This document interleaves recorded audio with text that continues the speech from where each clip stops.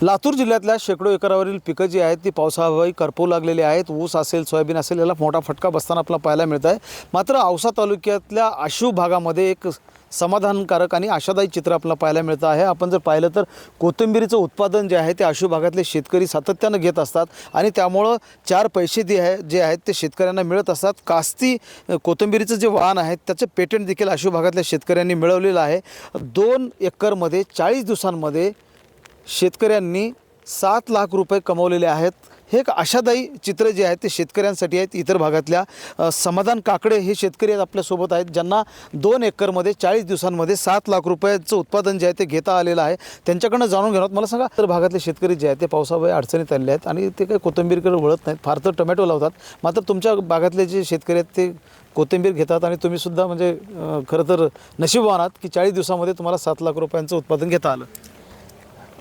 उत्पन्न निघालं एवढं एक यानं पेरलेलं आहे आणि 2 एकरचा साधारणतः 48,000 रुपये खर्च आलेला आहे। त्याच्यामध्ये 7,01,000 प्लॉट दिलेला आहे। हो, म्हणजे 48,000मध्ये 7 लाख कमवता आले। 7,01,000 रुपये कमवता आले।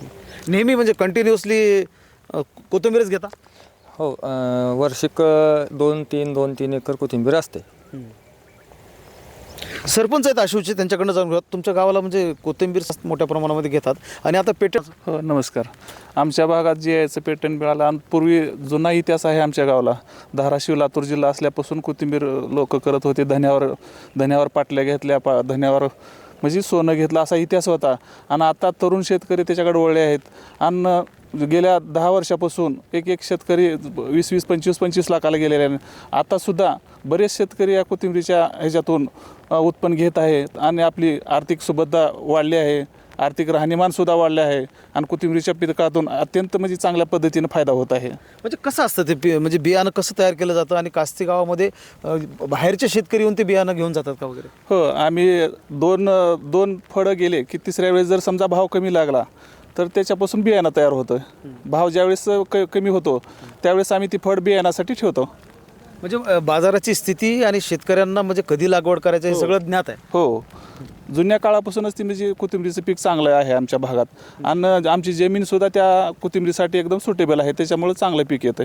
म्हणजे लातूर जिल्ह्यातल्या आशू भागातले हे शेतकरी आहेत ज्यांना 40 दिवसामध्ये लाखो रुपये कमवायची किमया जी आहे किंवा उत्पादन घेण्याची किमया आहे जी त्यांनी साधलेली आहे। महेंद्र जोंधळे, TV9 मराठी, लातूर।